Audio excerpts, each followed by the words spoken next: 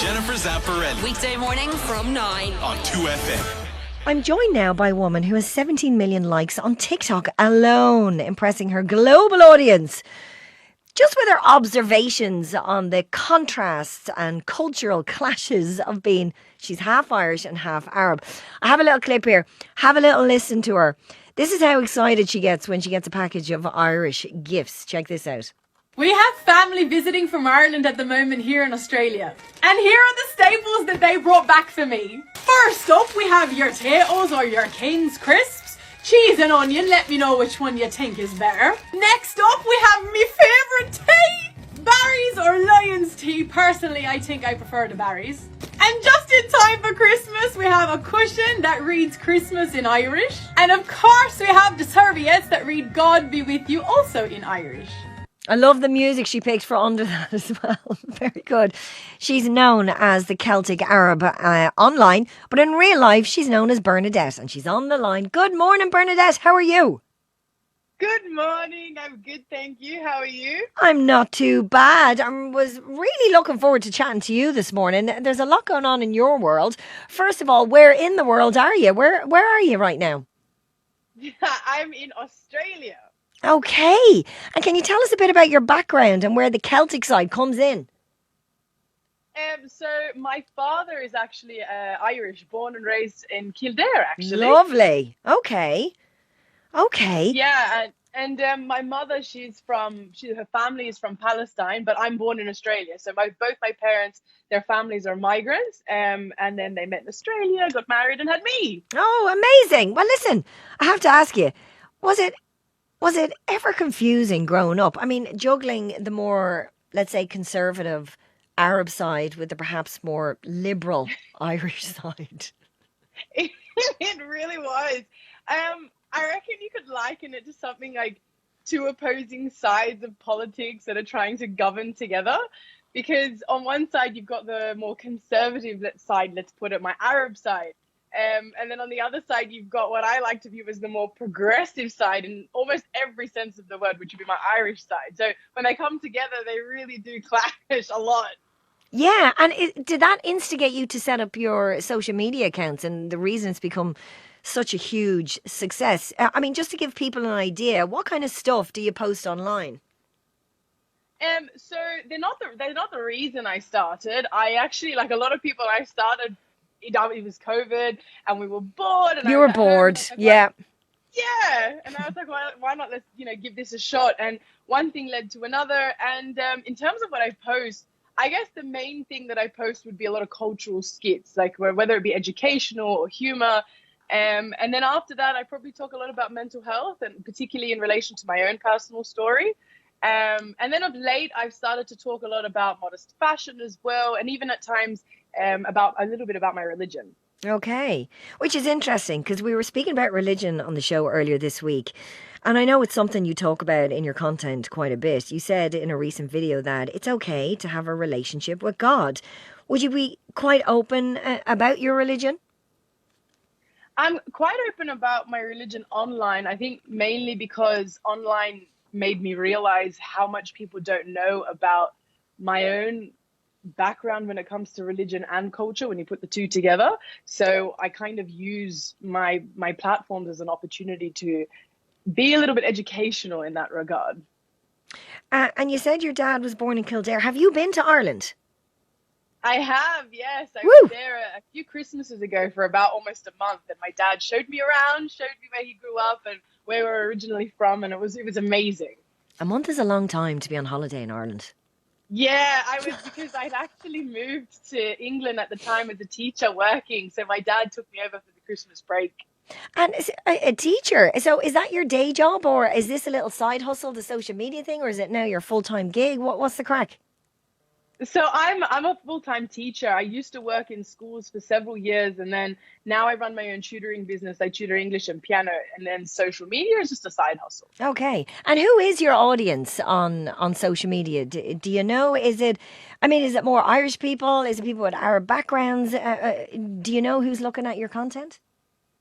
It's definitely a bit of both. It would be hard to pinpoint who, because my analytics, they just tell me that the majority of my audience comes from America and in the UK. Wow. Ironically, not Australia. Australia's third on the list. But I'd assume perhaps because there are so many Arab countries, then there'd probably be a lot more Arabs watching because there'd be so many more that can relate. And there's just one Ireland. So I would guess that there is more Arabs, but then again, I can't be 100% sure. There's definitely both I can see in the comments anyway. Okay. And what do your perhaps more conservative Arab family think of your videos? I mean, do they go down well? Well, they do now. Let's put it that way. In the beginning, I'd say, like, for example, the most conservative person in my Arab family would be my teta, my Arab grandmother. And at first, I think she wasn't really the biggest fan, just probably because I was talking about a lot of personal things. And even at times, I'd even be dancing online, which, you know, is a big no-no in our culture. But eventually, she came to terms with it once she started to see how well it was received online. And now she loves it. Okay. That's amazing. She's turned her corner. It's like, now you're successful. Now I'll get on board. That's very... Are you sure she's not Irish? Jumping on that band. Now, is it true? You're Christian and not Muslim. Is that right? Yes, both my families are Christian. Okay. But you choose to dress modestly. Can I ask you, why is that? I guess in layman's terms, I like it. But if we want to bring religion into it, I'd say as a Christian, it was really simply just my conviction. It's just something that as I got older, I started to feel was really right for me. And also because of my platform, I thought it was a good opportunity. I know a lot of people that want to try and dress modestly feel like they're going to be made fun of because of the fact that, you know, you're viewed as dressing like a grandma, etc. And I just wanted to show how, like, you can dress modestly and not be perceived as, you know, old-fashioned, etc. It can be a nice aesthetic if you want to adhere to that. How do you feel when you dress modestly? Like, I mean, because I know you posted, were you in a burkini recently, and you said you felt quite empowered by that.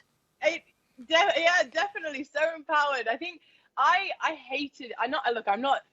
Unfortunately, you know, Australia's going to hate me for this one. I'm not the biggest fan of the beach, actually. But, wearing a bikini to the beach kind of added to that, you know, element of frustration going there.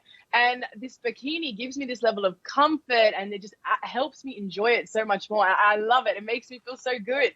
And I mean that's really interesting. I find, because I mean we're taught or made to think that it's the latter, it's the other way that you feel more empowered, and it's lovely to hear that you feel empowered, you know, when you dress modestly.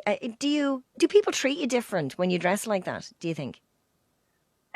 Not anymore. I think, look, I have the advantage of having an online presence, so I get to be a lot more vocal in my sense of self-expression. So people understand my intentions a lot more than, say, the average person who's not online would.